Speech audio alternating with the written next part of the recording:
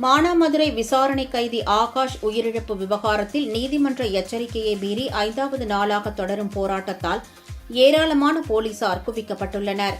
சிவகங்கை மாவட்டம் மானாமதுரையில் 2 இளைஞர்களை வெட்டிய வழக்கில் கைது செய்யப்பட்ட ஆகாஷ் தப்பி ஓடும்போது கால் முறிவு ஏற்பட்டு மதுரை மருத்துவமனையில் சிகிச்சை பெற்று வந்தபோது உயிரிழந்ததாக போலீஸ் தரப்பில் கூறப்பட்டது.